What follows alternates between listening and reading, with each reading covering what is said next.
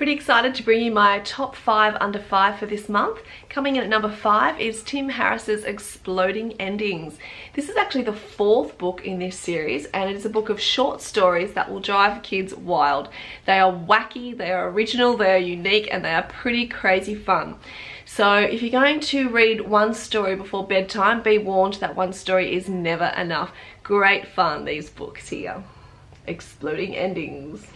Number 4 is this really compelling novel, The Things We Can't Undo by Gabrielle Reed. Now, the reason this book is so important is because it outlines ideas about consent. And I think young people really need to be aware that you need to ask for consent, as well as that the book deals with depression, mental health. So I think this would be a really good novel to read alongside your teenager and have conversations with them as you go along. It's compelling, sometimes it's quite difficult to read, but I think it's really important that we keep these topics on the agenda. Number 3, this is another crazy book. It must be Crazy Book Month. In the Dark Spaces by Callie Black. And at first, you think it's just a kidnap story, but when you get into the novel, it is this crazy sci-fi novel with these amazing aliens. And we talked about female domination in the alien world, and we talked about humanity and giving people who are powerless voices. This is such an incredible read with one of the most unique voices I've ever read in a character. So if you love sci-fi, if you have kids who want something different, who want something original and unique, this is the book for you. It's awesome. And the next book I have is Because of You by Pip Harry. This story is set in Sydney, and it traces the journey of a homeless girl. And she wasn't always homeless, obviously, but circumstances made her that way. And she befriends someone who doesn't really have much empathy for the homeless at the moment, but they go on this journey together. There's a little bit of romance in there, but the book is really about friendship, and it also touches on some important issues of homelessness, stereotypes, and hostile architecture, which going around the city the other day I noticed a lot of. And if you don't want homeless people to be in your buildings or in your alleyways, well then we really need to provide greater, safer housing for them, or safe places for them to be. And this is a novel that outlines their journeys and their struggles.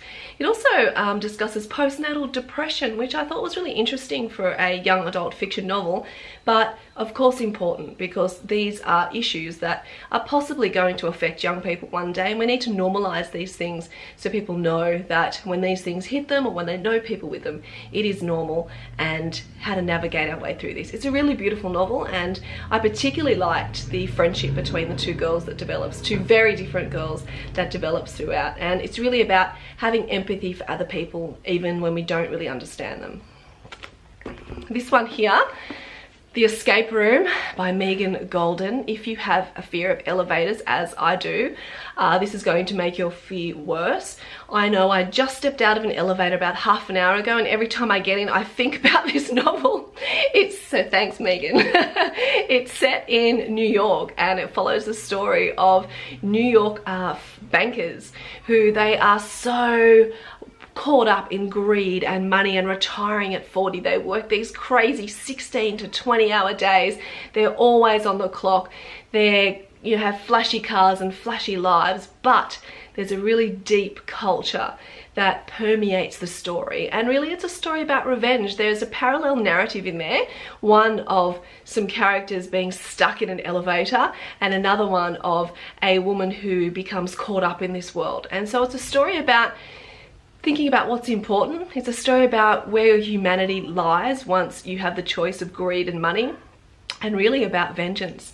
What I really like about it is that there are no villains, because everyone's a villain. Excellent psychological thriller. I probably read it in about 2 days because it's such a page turner. I highly recommend The Escape Room.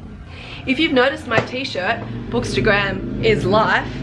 Looks pretty good, right? You can get yours from Nameless City Apparel. In no way am I affiliated with them at all. I saw them on Instagram. I thought they did cool t-shirts, and I bought my own. Quality's really good, and delivery was pretty fast considering that they are overseas and I'm in Australia and they're in UK. So if you want yours, check them out on Instagram. They've got some really cool cool shirts out there. So hope you enjoyed the top 5 within 5 this month. Happy reading.